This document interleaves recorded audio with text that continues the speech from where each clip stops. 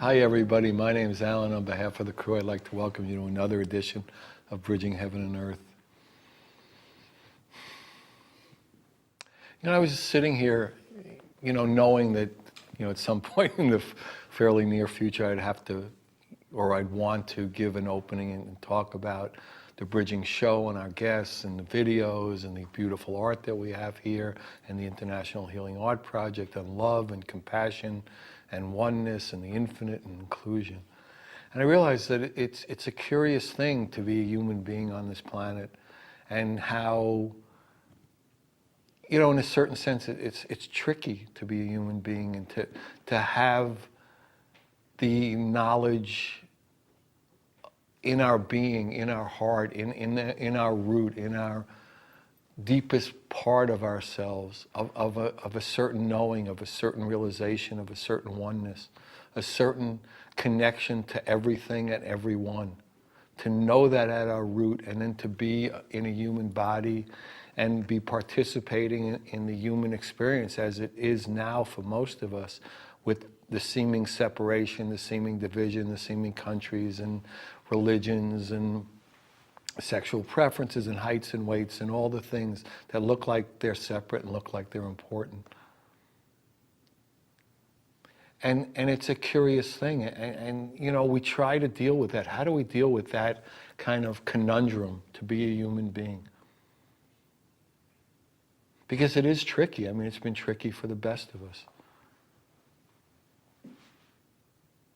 And it's just curious. And we try to use reason a lot.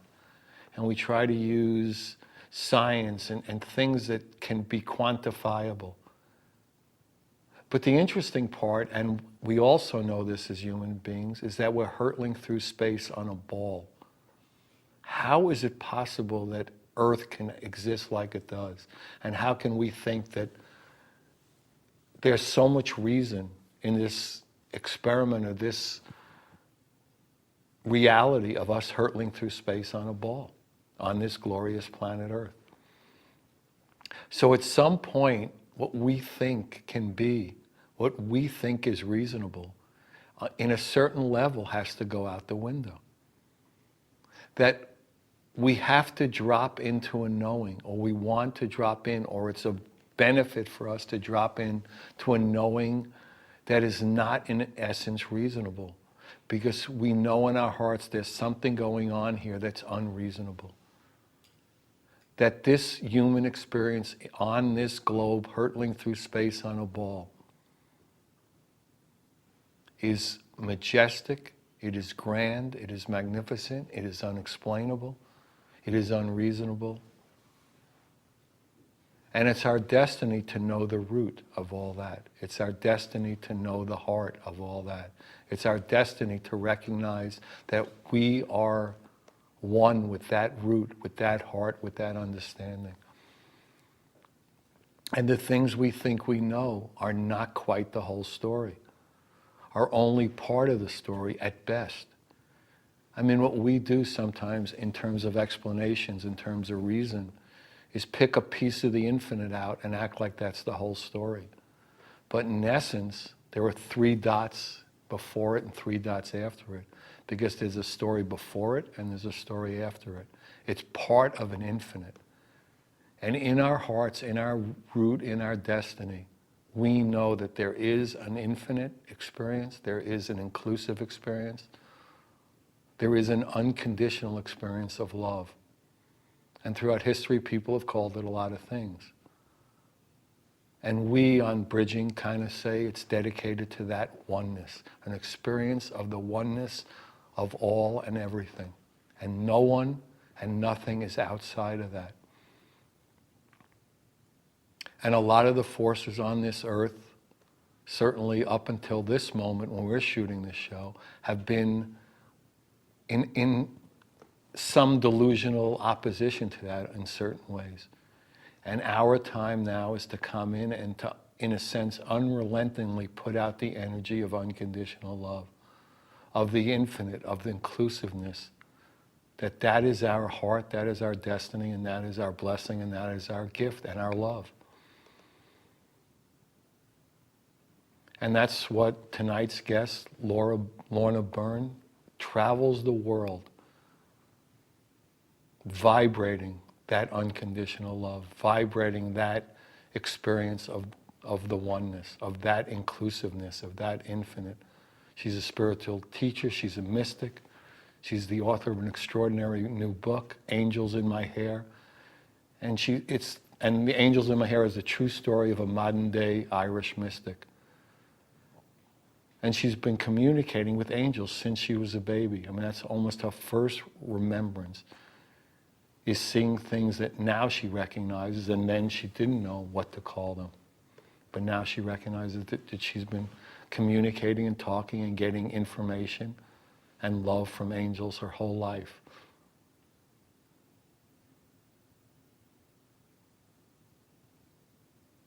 And, maybe to some of us that's unreasonable. That's not possible. That's not the way humans experience. But after you hear Lorna, you'll see that that is the way some humans experience. And maybe that'll break the egg of our knowing, break the egg of our reasonableness, open our hearts, open our minds, open ourselves to more than we know now, to more than the reason and the ideas that we think we know. And Lorna is an amazing, warm, compassionate, and wise being with an important and loving message for humans at this time. And that is why she spends all her energy writing books and speaking to people and coming on shows like Bridging, to share the gifts she's been given, to share the information she's been given from the angels from the time she was young. And they've given her that kind of guidance. Go and tell them about your experience. Go and tell them about us. Go and tell them about love. Go and tell them about oneness. Go and tell them about their destiny. And we're fortunate enough tonight to have Lorna with us. And as we normally do, we usually show, beautiful music and, videos and art videos. And tonight we have just a really dear and old friend of Bridging, the Suzanne Teng, Gilbert Levy, A Mystic Journey. They're beautiful, beautiful music videos. And we're showing two different sections of their music video. And as most of you know, we're also in the middle of an extraordinary international healing art project. It came as a vision, it came as a dream, as that we would be, as part of this Bridging production, as part of this Bridging enterprise that reaches all over the world to millions of people through the internet, through cable, through satellite, to reach out to the world and say, anybody who produces a new original piece based on the theme Bridging Heaven and Earth, we'll put on the shows. We'll have an extraordinary international healing art project, which is heaven2earthart.com, heaven2earthart.com. And tonight we have two beautiful photographs. Terry Karanikas is a dear, dear friend of Bridging, and he was tremendously involved in hooking us up with Lorna and bringing her here from Ireland, from New York. She's been traveling all over with that message of love. And Terry was instrumental in getting her here, and he has two extraordinary pieces. One is called Love Sunset, and the other is Silent Gift. So really, just a lot of love came into being here for all of us, and a lot of dedication, a lot of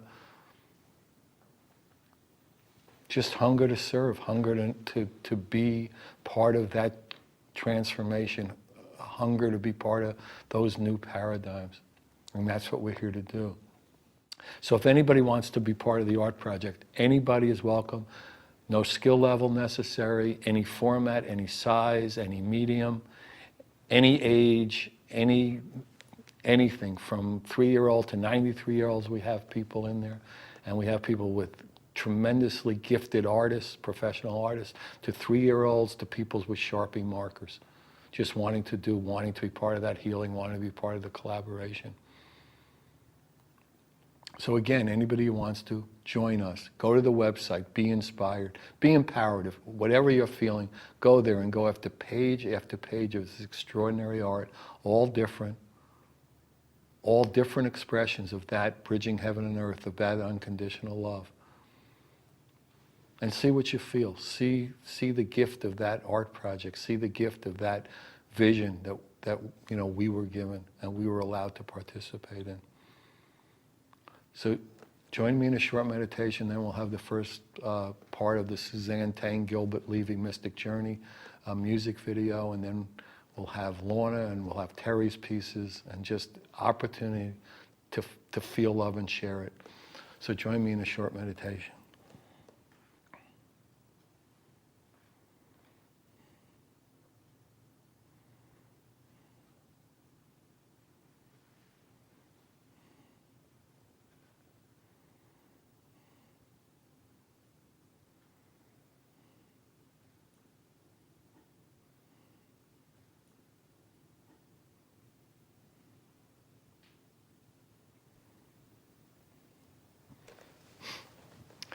Thank you. So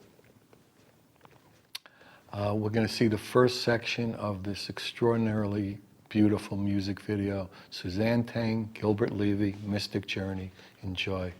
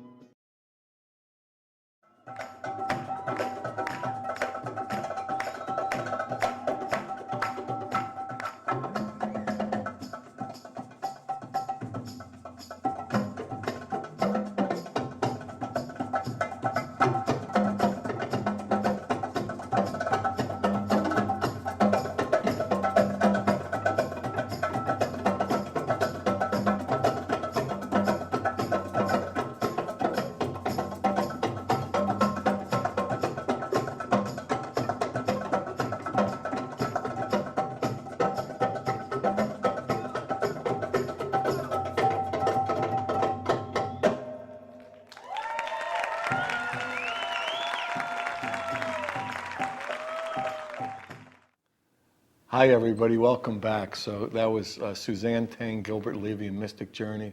Just a beautiful, beautiful piece. And the extraordinary photograph you see in between Lorna and I is by Terry Karanikis, beautiful friend of bridging. It's called Love Sunset. And there's an extraordinary story about this and Lorna and Terry and this when he photographed this piece. So when you're watching this, if you're really interested, and I would suggest it, go to the website, look up under the artist list, Terry Karanikis. It's under it's under T. And go to this piece, Love Sunset, and read what Terry has to say about it, his experience, and how it meant so much to him, and how it meant so much to him to have it here in between Lorna and I, and how, just joyous he is to have it here. So I'm sitting next to Lorna. Welcome. I'm delighted to be here with you, having this little chat. Yes, that's right. So people are always, when I first heard about it, I was, kind of amazed that you had this experience of this visionary experience of angels from so early on. So why don't you talk about that and how it meant, to you was so natural, and you assumed everybody was kind of... Well, I always say to everybody, it's actually from the moment I opened my eyes. I didn't know they were angels, of course, because I was only an infant, trying to reach up, and not that my arms could go anywhere, but to touch them.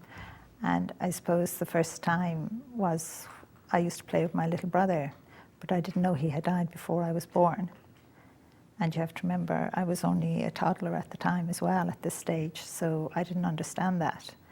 And at times when I'd see my mom asleep in the chair, my brother would be an infant in her arms. But again, I was only a child, so I never questioned it. And I would play with the angels all of the time, but at times I would play with him. And one day we were playing in front of the fire, and that was the time my dad had made little blocks out of wood for us, and that was the time that our hands touched. And I don't know what way you would call it, but it was like as if his hand went into mine and mine went into his, and it literally sparks all over the place. It was just so beautiful, and it made me laugh, and I could feel my brother's love. And that's when an angel stood between us and said to me, Lorna, that this was the soul of my little brother. That's when I discovered he wasn't actually real. That was the first communication with the angels. Angel. Oh, no. The angels have been, as I said, from the moment I opened my eyes. They communicating with me. Language. In ordinary language, language. You were speaking, and told me that they were angels, but my little brother was a soul. I suppose it's hard for people to realize it's just normal and natural for me. Like, I know nothing else, so I only can tell you I have to smile at what the angels have taught me. They have been my best friends, my companions, and my teachers. And they've literally taught me everything, because I had learning difficulties as a child. I'm dyslexic, if I'm even saying the word properly. Not in English, but to a close. I think it's dyslexic, but Yeah, well, I still can't even right. pronounce it properly. That's the worst anybody should do. Yeah, so way back in Ireland, they didn't know that, and if a child had learning difficulties, they were put into an institution. And that is the reason from that time when I was so small that the angel said I must keep it a secret. And I have kept it a secret right up until now. To this show. Well, no. Not to this show at all. No, I know you wrote a beautiful book. And was that easy for you or hard? It was actually quite hard in one sense. But like as a child, they used to say I would write about God and the angels. And when you're a young child, you take no notice. You're occupied with other things. And you have to remember it's just normal and natural. Just like what I'm seeing here. I've seen those in the audience, the cameraman and everything like that. And then when I was grown, the angel Michael, that particular day when I was married and all with my own children, said it was getting near time to write. And I just looked at him astonished, stopped wheeling the pram. And he said it's getting for you time to write. It's getting near time for me to write. And I just looked at him astonished, because I said to him, listen here, I can't even read or write properly. Very little. How on earth does God expect me to even write one book? And he just said help would be sent. And I suppose when you read about my life, and even right up to this very moment, my life is full of miracles, you know, from the moment I said yes. But I didn't say yes straight away. I didn't, because it was after my husband died that I said yes. So did he know? I mean, Well, when I met Joe, there's a long story to that. Like when I was the age 10, I was out fishing with my dad, and the angels told me to run up and play with them. And of course, I just said to Dan, going on up. He didn't know who I was playing with. And they told me I would meet a very special angel. So I went on up the riverbank with them. And then they just stopped and they said to look across the river. And there I see this magnificent. Now, he's been in my life since that day, since 10 years of age. But when I saw him walking across the water, and he is these I fell in love with these colours too, these beautiful amber colours. Everything about this angel was these colours, even his clothes, the way they were wrapped around him, and the way he moved, they moved with him. Just so beautiful, so magnificent, and he was so big as well. And he walking across the water, and when he reached the bank, I was standing there astonished, you know. even after seeing angels all this Oh, this yes. was a special. No, it was because of what he was doing. Walking across I was the only water. 10, yes, Right, okay. that's, you got it, Right, walking okay. across the water. Okay. And the first thing I said to him, can I do that? Because I wanted to walk across the water. Right. And he said no. And he took my hand and we sat down on some tufts of grass. And he said he had something very important to tell me, and I had to pay attention. And sometimes I always found it hard to pay attention because I was only a child. And he said, look across the river, and just right across the river. The only way I can describe it, it was like either a big screen or a big curtain. And it was like as if it was pulled back. And I see a whole load of trees and an avenue, and I see a young man in the distance walking up. And as the young man started to walk up, I forgot to tell you, the angel introduced himself and said his name was Angel Elijah. Now it has taken me my whole life to learn that name as well, to pronounce it, because I actually have a slight speech impediment. You did fine. I do grand. You're getting on a roll now. It has taken my whole life to be able to pronounce his name as well. But as I watched the young man, Angel Elijah started to talk, and he told me that this was the young man I would marry. And you have to remember, I was 10. You know, he started to talk about I would fall in love with him, you know, and I was kind of, yeah, you know, and that way I'm only 10. And he said we would marry and we would have children and we'd have ups and downs. He said, you know, he never said we'd be rich. He said we would be poor. But the thing that he said that actually upset me that time was that he said we would not grow old together. And I asked Angel Elijah, why did he have to tell me that? And he just said I needed to know. And he touched me on the head and it was like as if he put it to the back of my mind, but I never forgot it. And even, you know, growing up into a teenager and, you know, meeting boys and all of that, any boy I knew met, that they I weren't knew the it right wasn't. one. I knew it wasn't. But the most wonderful thing was the day my husband did come into my life, and he didn't know it, was, you know, I was working in the garage where my father was working, and I was looking out the shop window and the secretary was there. And of course, there's trees there on each side of the road as well. And I looked down and there I see this young man. As it was, you were shown Yes, a tent, almost yeah. exactly the same. Almost, except image. you had some cars and there was cement there, you know. Right. And there he was walking up the road. And even at that distance, I shouldn't have been able to recognize him. But of course I did. And I knew exactly where he was going. I knew he was coming up to the garage because there was a job going. I knew he was going to come in and ask for the job. And as he got to the forecourt and got nearer the door, I said to the secretary, I hope this young man doesn't get the job. But of course, I was so delighted. I was jumping for joy because I knew, but yet I was fighting it because it was hurting that I knew that he was going to become ill. you know, and that we weren't going to grow old together. But of course he got the job, and, you know, I was going out with him for quite a while afterwards. And the angels had said, you know, Lorna, you have to tell him a little. I was never allowed to tell everything, but I actually told him very little. And one day we had been out on a date and we'd come back to the house and we were sitting in the car just talking. And I said to him, Joe, I have something important to tell you about me. And he looked at me like, you know, what could you have to tell me? Right. You know, in that way. And I had said to the angels, you know, he'll be gone. You know, he'll leave. He'll think I'm crazy. Because my parents never knew at all. But seemingly he needed to know a little to understand what would happen to me at times. And I said to him, Joe, I see angels. And as physically as I see you. And he just, you know, the hands were on the steering wheel and he looks at me. And then he looks back out the window and he looks at me again.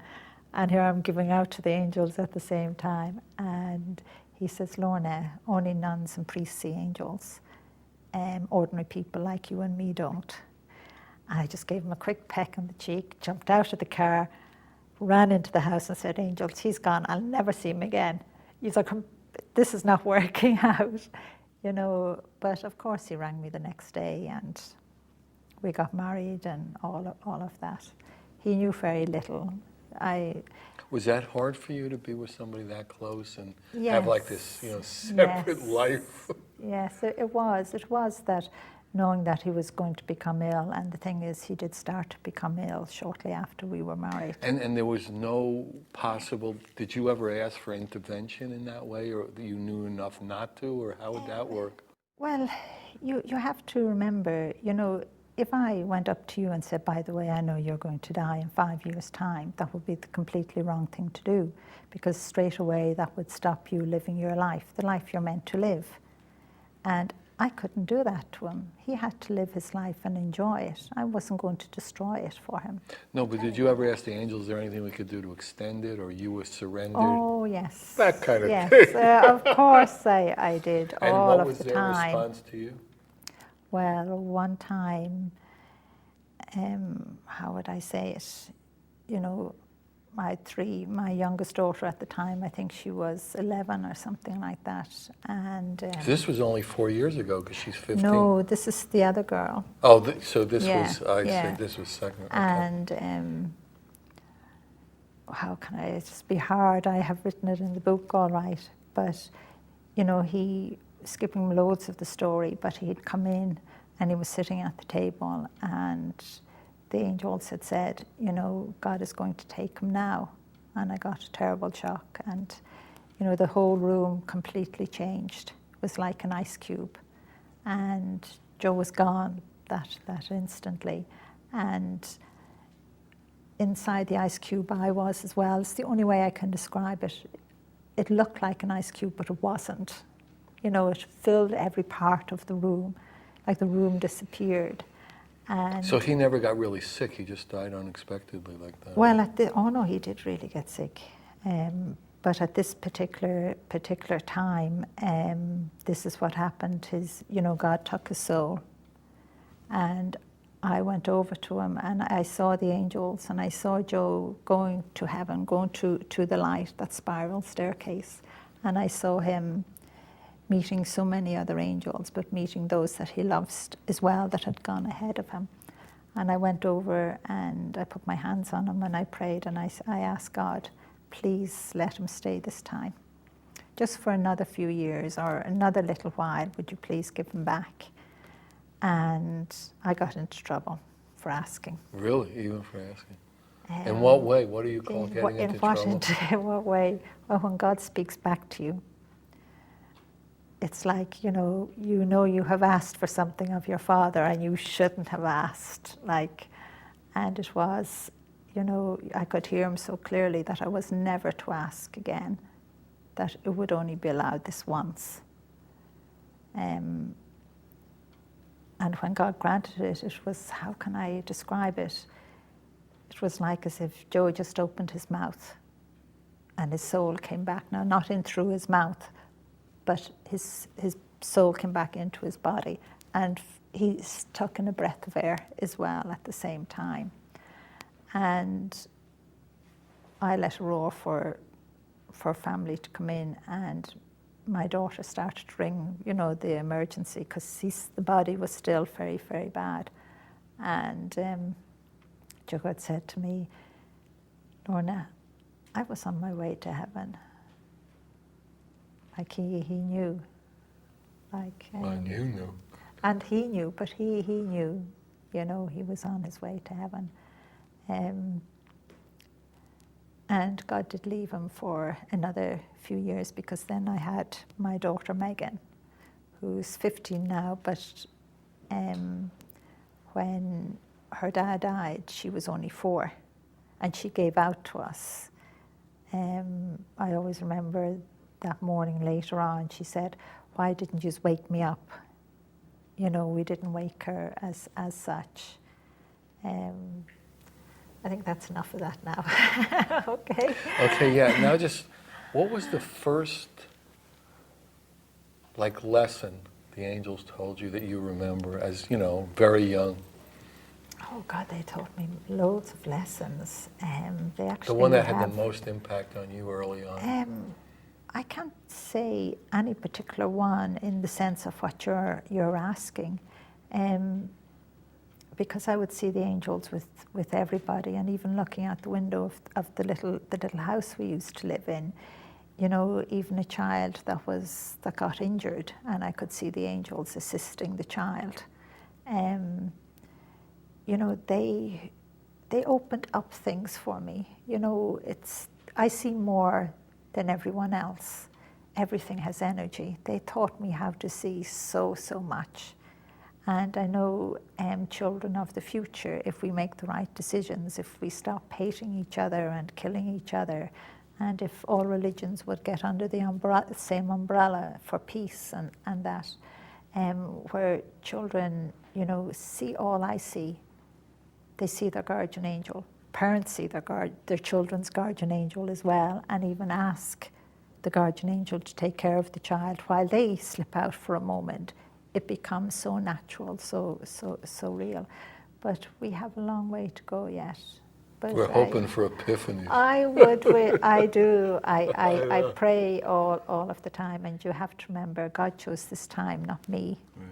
You know, to give back hope, to give back, you know, belief again. And sure, I'm hearing from people all over the world who are saying, you know, it has given them back hope. Maybe we'll talk about that the second half, about, you know, the message you've been given, and really the clear message. So maybe what we'll do is show the second half of the Suzanne Teng, Gilbert Levy and Mystic Journey, you know, extraordinary world music video. You know, you've seen the first part, so you know how beautiful and talented they are, and then we'll see another picture from Terry. So enjoy.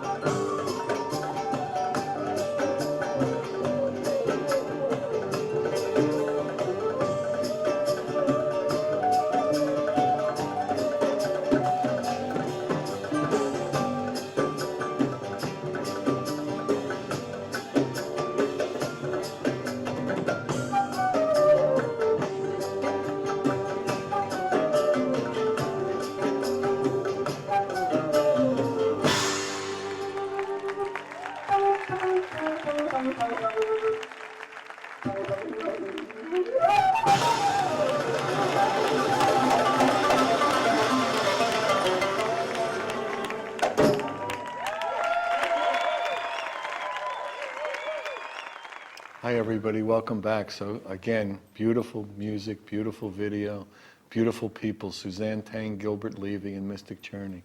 Thanks for sending that, and just to keep making that amazing music. And the beautiful photograph, again, you see in between Lorna and I, is called Silent Gift, Terry Karanikis. Again, go to the website, look under this one, see there's a story, there's a beautiful energetic transfer available. So again, go to the website, Heaven to Earth Art, join us, participate, be part of the healing, be part of the acupuncture. The more people involved, the better the healing. So, and in that particular way, the healed heart and the healed root, the more we come together collaboratively and joyously, the better it is for everybody. So, hi Lorna, welcome back to another section. Delighted to be talking with you again. Has the main message, would you say, of the angels remained the same about love, about compassion? Why don't you talk about it? Well, I always allow everybody to know that it wasn't myself that chose the time for me to write, it was God, because the world needs this now. They need that hope back, that belief in life, and to realise that everything is not all just about material things.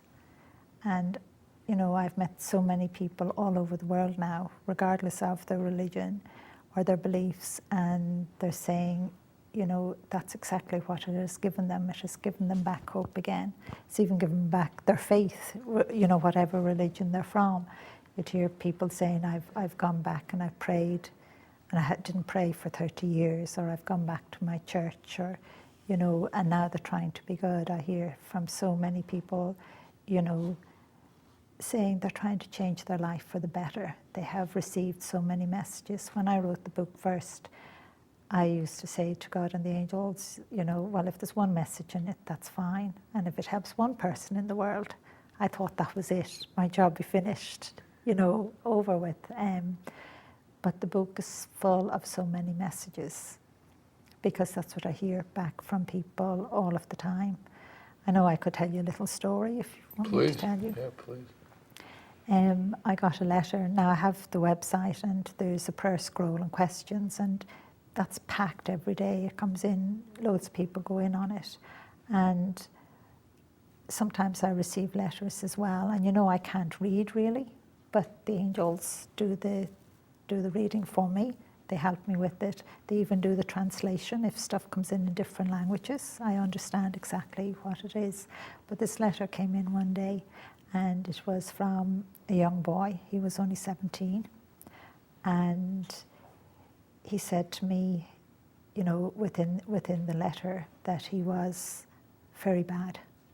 He was expelled from every school he's been in. He's been in court, juvenile court, and all of that kind of thing, and that everyone around the place thinks he's a waste of space and time, and his parents more or less have nothing to do with him. But then someone out in the world out there, and that's what I mean by people playing their part, a complete stranger handed him the book Angels in My Hair. And the other miracle was that he didn't cast it away. You have to remember, he's a 17-year-old boy. He actually read it. And to me, that's a miracle, that even though he'd been expelled from so many schools and has been in trouble with the law so much, that he actually managed to learn how to read. And I had to smile, because he said he read the book and now he just didn't want to be that person he is. He asked me, would I pray to God and ask God to ask his guardian angel to help him now to be good, to help somebody in his community, even if it was the police or a neighbour down the road or his parents, to see that he's not a waste of space. But the other wonderful thing was, and I always have to smile at it, he said in the letter that he had gone out and bought something else I had written. And I asked Angel Hostess, where did he get the money? And the angel said, never, don't ask that question. So I can guess, in that way. Right. But that's the thing. It's not just me changing people's lives, giving them back hope. It's people out there as well. They're listening, and they're doing the same. And that is the most important thing. To me, it's not about anything else. It's about that young boy. It's about the hundreds of thousands of people I'm hearing from all around the world, that their lives are being changed because of what I have written. It has given them back hope, and they're trying to be good. Like, I hear from young men, especially men for some reason, that would come up to me in lobbies, in hotels all around the world, and they would say, you're Lorna Byrne. It was just like another man who was a businessman. I think he's, in his 40s somewhere, but probably middle or the last part. And he told me a story. He says, can you spare 2 minutes, Lorna? I have to tell you, you saved my life and my family's life. And I'm looking at him. No, I didn't. God and the angels have, not me. And he shared the story with me that, he did see the book in the shops. He's a businessman. He was extremely wealthy, would travel an awful lot. And he would see it on shelves and stuff like that. And he'd laugh at it. Angels. Not his kettle of fish in that sense, but one day it was on the counter at the cash desk, and he had bought a couple of books because, again, he was going to be travelling. He picked it up by mistake. No, he didn't pick it up by mistake. He actually was listening, and he picked it up, and he said to himself, I'll give that to my wife. Interesting.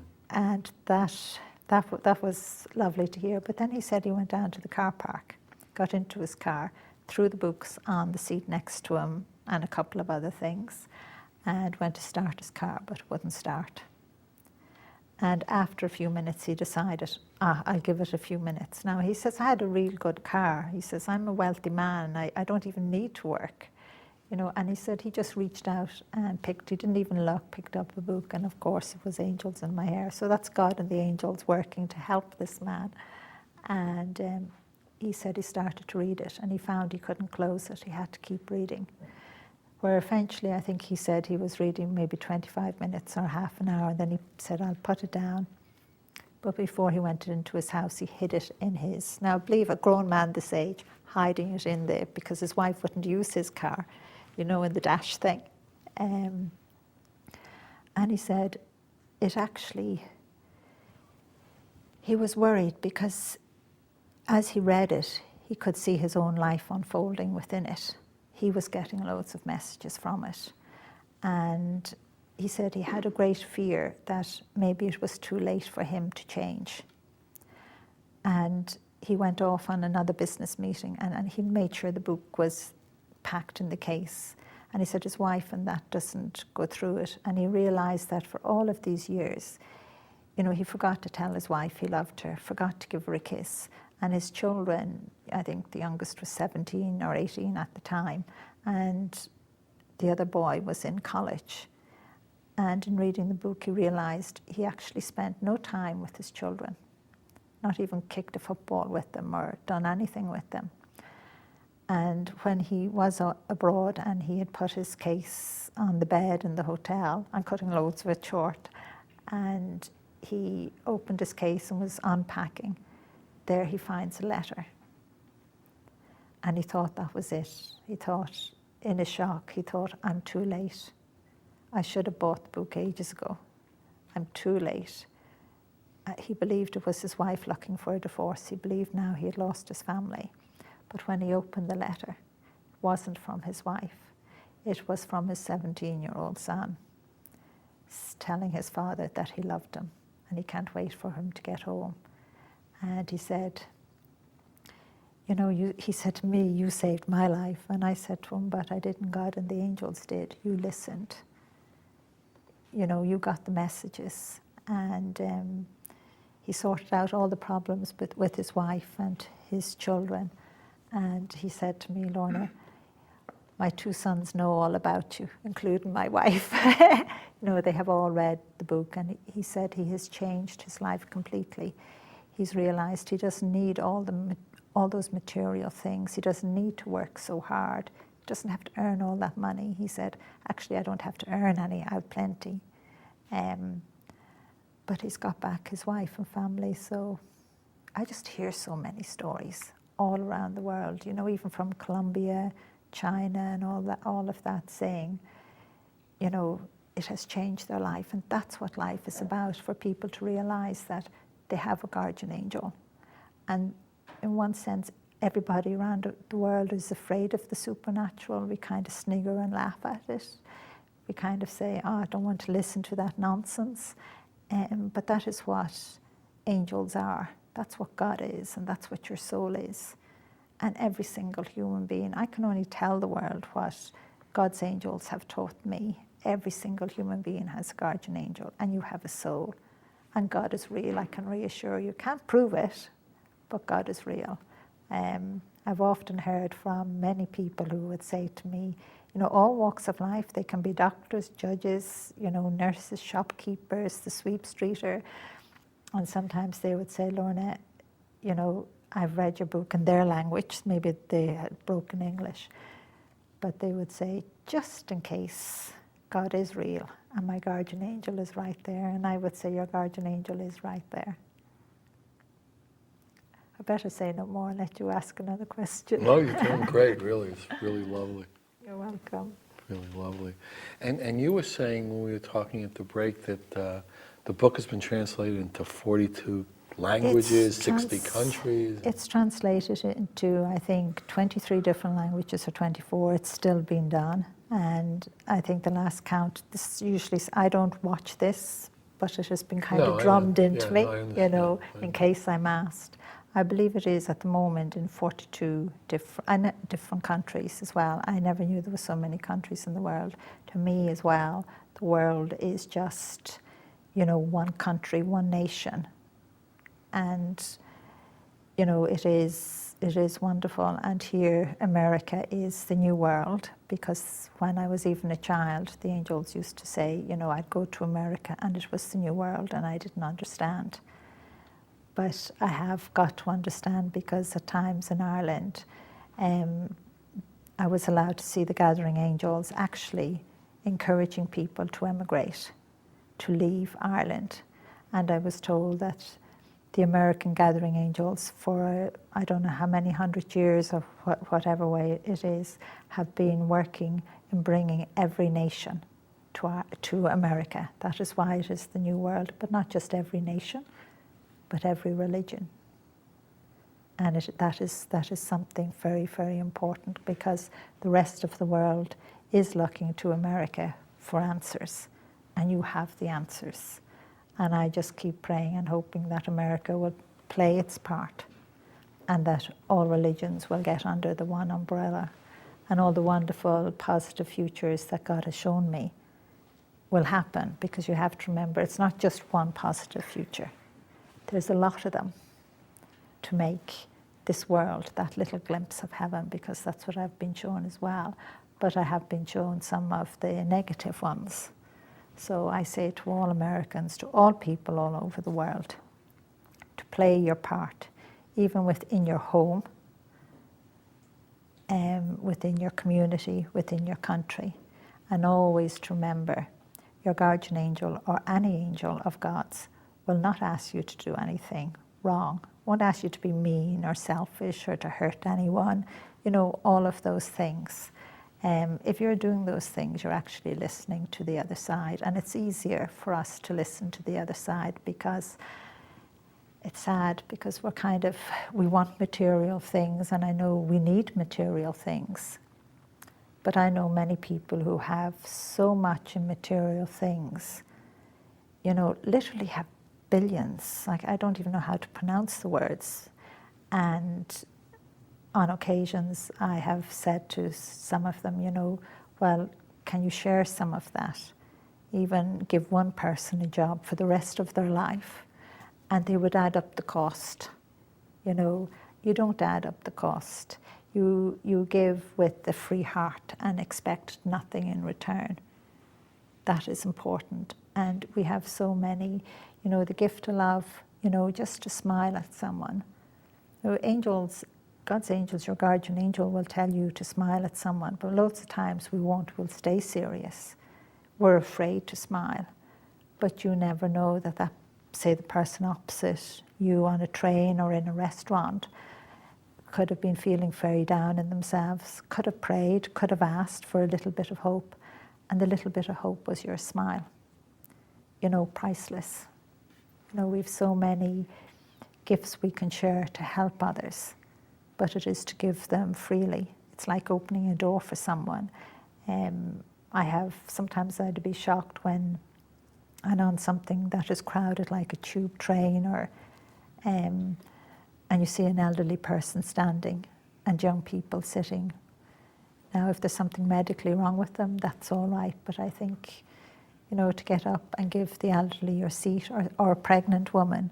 And I am hearing from an awful lot of young men and young women now who have said, Lorna, since you have said all of that, they have become so conscious now to do the right thing, to be kind and gentle, to be loving, that if they notice an elderly person needs a seat or a helping hand, I've heard so many stories, or open the door, they actually do it. I think that they actually do it is amazing. And let's end there, because it's really been unbelievable. So really thank you so much for being you and coming and sharing with the world. So if you want any information on Lorna, the art project, anything, Alan, 805-687-2053. 805-687-2053. Good night. We love you. God bless you. Thank you.